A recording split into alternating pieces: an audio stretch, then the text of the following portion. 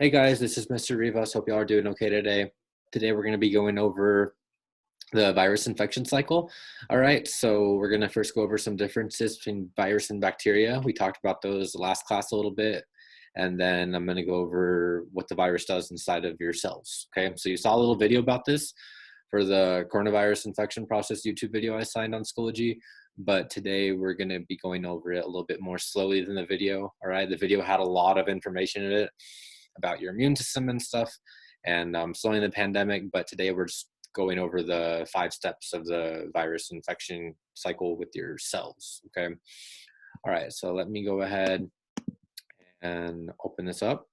All right, so today is April 8th, okay, and let's do this. All right, okay, so some good news to get us started with. All right, today, okay, or not today, about 2 days ago, some researchers at University of, or Rice University in the Houston area, all right, they showed that by all the social distancing in the Harris County area, which is near Houston, that's in the Houston area, all right, the social distancing that's been going on the past 2 weeks, these researchers at the University of Rice estimate that it saved about 4,533 lives. Okay, that's an estimate, it's not an exact number, but that's a lot of lives saved by the social distancing in the Houston area. So this stuff does appear to be working.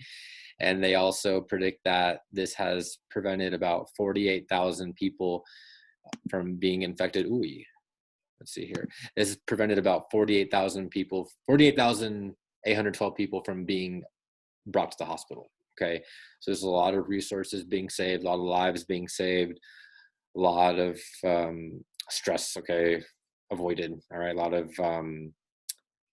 of fatality avoided. Okay, so this is good stuff that shows that the social distancing is working, and we need to keep it up. All right, it's not over. We still need to keep it consistent. We can't let our guard down, but it appears to be working in Texas.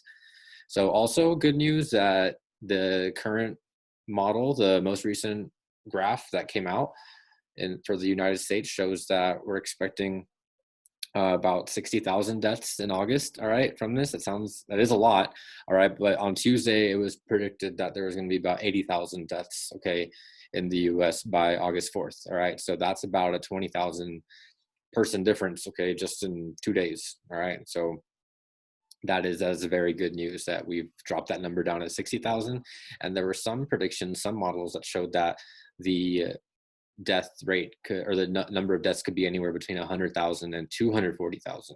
All right, so seeing those numbers between 60,000 and 80,000 now, that's a huge improvement from where we were about, I think, a week ago. Okay, that we were making those 100,000 to 240,000 predictions of deaths. So the social distancing is working as a country and as a state, and we need to keep doing it. All right, we can't let our guard down. We have to keep implementing the social distancing. All right, and hopefully these numbers are not nearly as high as we're predicting. Hopefully the numbers drop down even lower, okay? All right, so let's go into viruses versus bacteria. So there's some confusion on the differences between these two, so let's go ahead and look at these. So viruses are mostly considered non-living. Some scientists do think, there's a very few scientists who think they're living, but a majority of scientists consider them non-living things. There's a debate, but for the most part, they're non-living, okay? Some reasons they're considered non-living is they need a host to reproduce and survive, all right? They don't exchange any energy with the environment, meaning like a virus isn't going to go around and eat things or produce waste like other organisms. They're reliant on a host, okay? They have to have that host to be able to reproduce and survive. They need a bacteria cell, they need an animal cell, plant cell, they need some type of cell to infect and to infect and be able to reproduce, okay? They're very, very small, they're very tiny. They are much, much smaller than our cells, okay?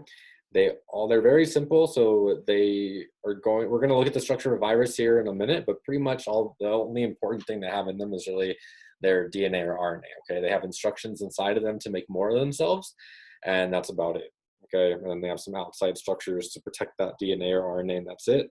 They're very simple, and the virus itself is not killed by antibiotics, okay? Antibiotics are meant for bacteria.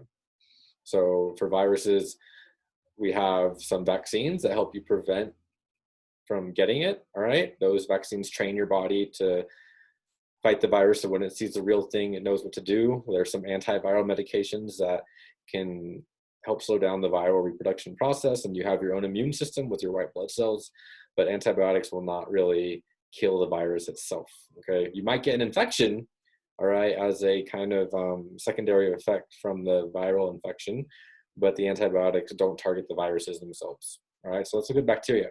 So bacteria are living things, okay? They are going to exchange energy with the environment, okay? They're gonna produce waste, they're gonna consume energy, all right? They do not need a host to survive and reproduce, all right? They are much larger than viruses, they're much more complex, okay? They have a lot more stuff inside of them other than just DNA and RNA. They can be treated with antibiotics. So antibiotics are going to target the cell wall, cell membrane, all right? And so the outside of the bacteria is much different than the outside of the virus, okay? And then they're going to be both good and bacteria, okay? You have some bacteria that live in your digestive system that help you produce certain vitamins, okay? And there's some bacteria that doesn't want to use your body as a breeding ground, okay, to reproduce, okay? Whereas viruses, they mostly all do the exact same thing, just to different cells. They infect them, hijack them, and trick that cell into making more copies of itself and then go infect other cells, okay? So viruses are pretty one-dimensional. All right, so let's look at the structure of a virus. So these are two different pictures here.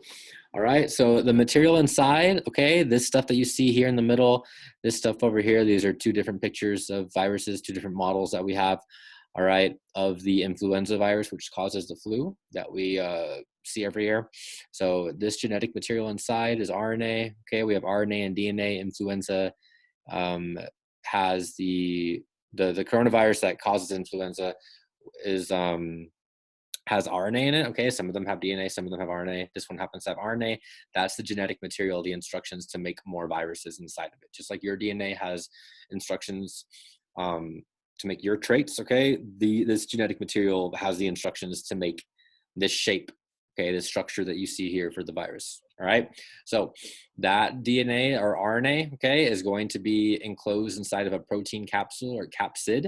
All right, so it's going to be that green line there, that protein capsule, okay? And the protein capsid over here is this green stuff that you see right there. That's going to be like a little pill that kind of surrounds the genetic material.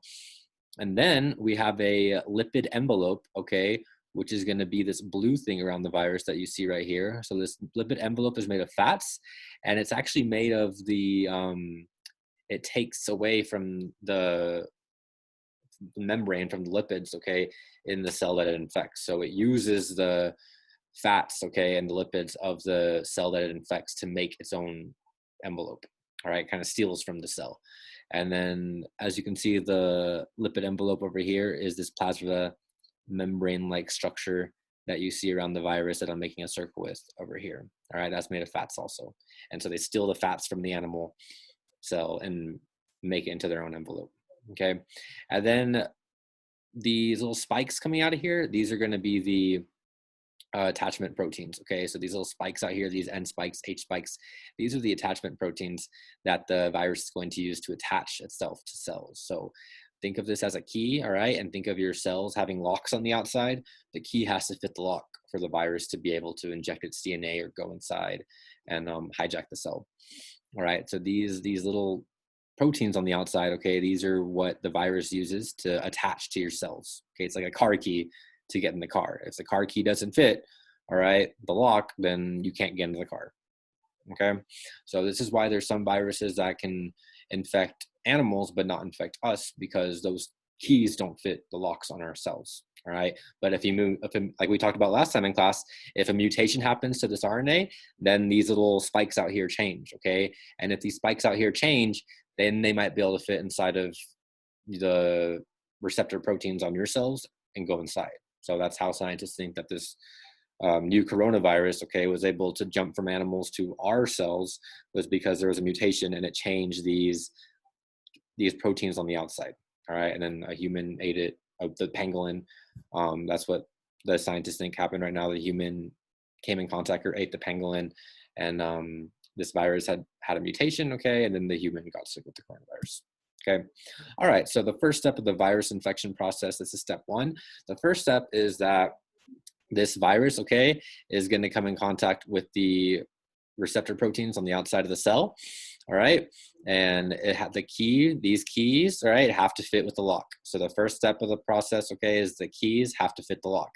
The receptor proteins on the cell have to match with the spike proteins on the virus, okay? So it has to be a good attachment, all right? And that's the first step. So it has to attach itself to your cells, okay? The first step of the viral reproduction cycle is it has to attach itself to the receptor proteins on your cells, okay? All right, so the second step of the viral reproduction process, okay, is several things can happen here, okay? Usually two things, all right? These are two different viruses, but I just put both their pictures to kind of illustrate. So this is a bacterial phage, okay? This is a virus that infects bacteria cells, all right? And so this virus is injecting, all right, its genetic material inside the cell. So there's the cell membrane here, all right, and this bacteriophage is injecting its genetic material inside the cell. All right, as we can see here, this other virus, okay, a little bit more similar to the virus that causes the flu over here. All right, this virus, okay, is going to attach itself to the cell and then inject its genetic material. So injecting the genetic material, getting that genetic material inside of the cell is the second process after it's done attachment. And what you might see sometimes is that the virus, okay, will kind of trick the cell into letting it inside. So sometimes it may not inject it on the outside of the cell. All right, sometimes the virus will kind of be let inside the cell, okay? So this entire virus will go inside the cell, and then once it's inside, it'll let its DNA or RNA out, okay, to do the work. So it'll either inject it here at the surface like this, or like this, okay? Or the virus itself will be let inside and then it'll let go of its RNA or DNA, okay? All right, so step 3 and 4. All right, step 3 is these viruses are gonna hijack our ribosomes, okay? And they're going to make more viruses, okay? So these viruses are gonna hijack our ribosomes, which is our protein factories in our cell, and they're gonna trick our protein factories into making more viruses. So they're gonna use their RNA or their DNA, all right, as like a template, okay, as like instructions, all right, and make more viruses, okay? This is like if a dude owned a chocolate factory, all right, and then one day someone knocks on the door, all right, and it comes in and is like, hey, you're no longer going to make chocolate, like now this is going to be a teddy bear factory and we're taking over, all right, and he kicks the chocolate dude out, okay, the guy who makes chocolate out. So if that happens, okay, now the factory is no longer going to make chocolate, it's going to make teddy bears, okay? So the virus now is no longer making stuff for your cells, for your body. I'm sorry, now the ribosomes are not making more stuff for your cells in your body, okay? Now they're making viruses, okay? So they've been tricked into making something else, all right? So now, okay, the fourth step is the cell is gonna reach a point where so many viruses have been made that the cell will be destroyed, all right? And then you have this production of all these viruses. So step 4 is gonna be the cell is gonna reach a point where it's going to be destroyed, and then all of these viruses are going to be released from the cell. All right. All right. Step 5. Now these viruses, okay, are going to go, all right, and attach themselves, okay, to other cells. So these viruses are now going to be free. All right. They're going to leave that cell that originally infected, and now all these cells are going to go, or all these viruses are going to go and try to infect other cells, okay, and replicate. And you can see if this happens over and over and over again, okay, things can get out of control very quickly. All right. One cell, okay, if one virus infects one cell, in some cases like that cell might produce up to like 10,000 viruses, sometimes even more, all right, depending on the virus. So just one cell getting infected can make thousands of viruses that go and infect other cells. And if this keeps happening over and over again, things can get very out of control very quickly. All right. All right, we'll go about that later, okay? All right, so I hope y'all are doing okay, all right? There's going to be some questions with the video that I'm going to put on Schoology. All right. So if you have any questions, just shoot me a message. All right.